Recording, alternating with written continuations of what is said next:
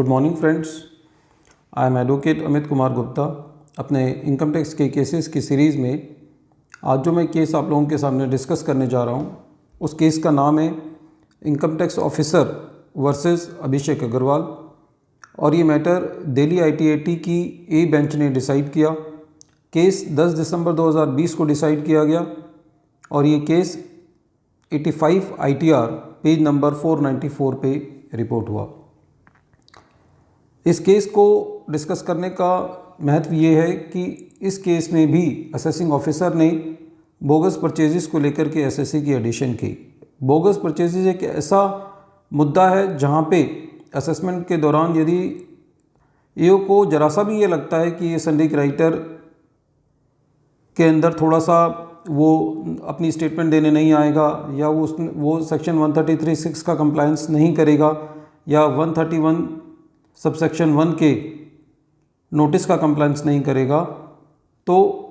EO जो हैं उन समन्स को भेजने के बाद यदि वो समन्स कई बार ऐसा होता है कि रिसीव नहीं होते या क्राइटर को रिसीव हो जाते हैं और रिसीव होने के बाद क्राइटर्स उसका कंप्लायंस नहीं करते, तो EO जो है इन केसेस में SSC के अगेंस्ट ये एडवर्स ओपिनियन ले लेते हैं कि वो क्राइटर्स फर्जी हैं। उन क्राइटर्स से जो भी परचेज SSC ने दिखाई है वो फर्जी है, बोगस है। तो ऐसा ही कुछ मैटर जो है वो इस केस में हुआ। असेसमेंट के दौरान EO ने इंस्पेक्टर की ड्यूटी लगाई कि जाके देख के आओ कि वो क्राइटर जो है जिससे SSC ने परचेज़ की है, इस केस में SSC ने एक क्राइटर से 1,37,00,000 के करीब परचेज़ की थी। इंस्पेक्टर वहाँ गए, इंस्पेक्टर ने रिपोर्ट लगा दी RK गोटेवाला की, जबकि जो कंसर्न पार्टी थी वो RK गिफ्ट्स थी।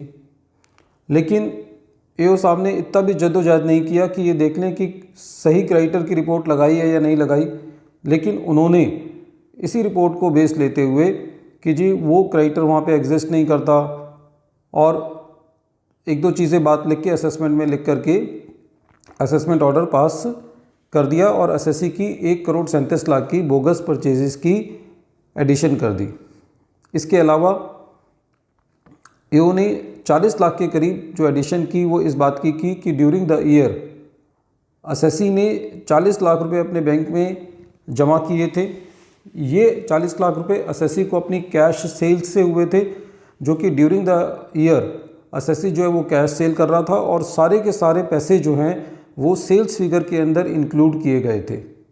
लेकिन EO ने 1,37,00,000 की बोगस परचेजेस की और 40 लाख की जो डिपॉजिट्स थे उनकी जो है वो एडिशन जो है वो SSC के केस में कर दिया था। बाद में ये मैटर जो है SSC जो है वो CIT अपील्स आपके पास गया और CIT अपील ने जो SSC को दोनों मैटर्स में रिलीफ दे दिया। इसीलिए डिपार्टमेंट जो है वो ITAT गया CIT अपील के ऑर्डर के अगेंस्ट और ITAT ने बहुत अच्छी फाइंडिंग्स ये दी इस केस में कि EO ने जो एडिशन की है उसमें सारी की सारी बोगस परचेजेस को असेसिंग ऑफिसर ने ऐड कर दिया है। यदि बोगस परचेजेस को ऐड करना है तो सबसे पहले असेसिंग ऑफिसर को ये साबित करना है कि SSC ने सेल भी नहीं की है। यदि SSC ने सेल की है तो ये बात तो तय है कि SSC ने परचेज भी की है, और जब परचेज की है तो परचेज की फिगर को SSC की इनकम में ऐड नहीं किया जा सकता। Once the assessing officer is admitting that the sales are genuine, then it means that the SSC has also made the purchases. खाली वो परचेजेस कंफर्म नहीं हुई, सेक्शन 133(6) का नोटिस नहीं मिला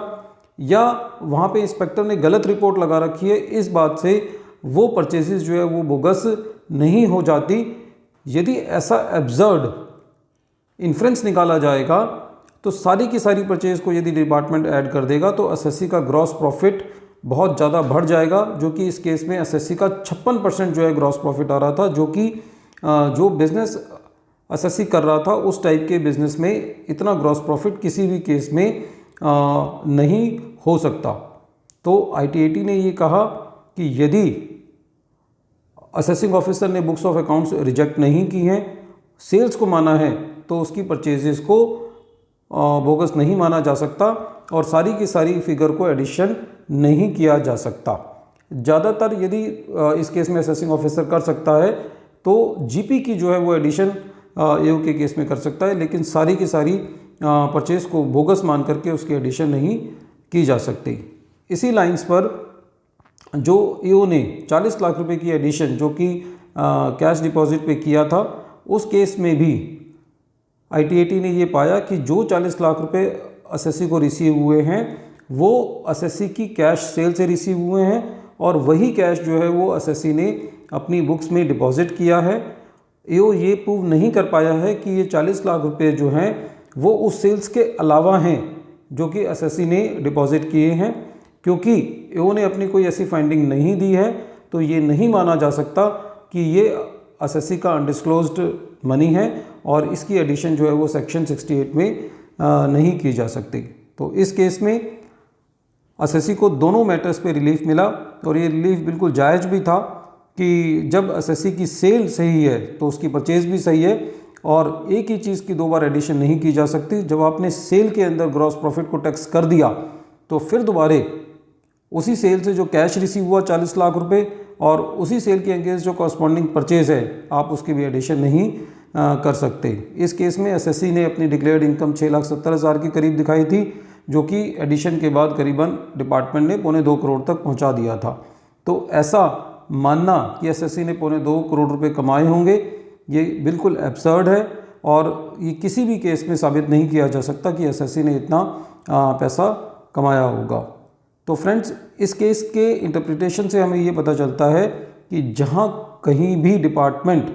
बोगस परचेजेस की एडिशन करता है तो वहाँ पे हमको ये देखना है कि डिपार्टमेंट ने यदि सेल को ठीक माना है, सेल के साथ कोई छेड़छाड़ नहीं की है, बुक्स ऑफ अकाउंट से यदि रिजेक्ट नहीं किए हैं तो बोगस परचेजेस के बिहाफ पर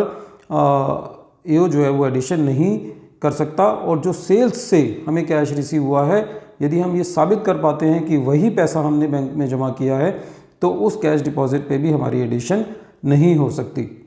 friends, once again I am repeating the name of the case. The name of the case is Income Tax Officer versus Abhishek Agarwal and this case has been reported in 85 ITR at page number 494.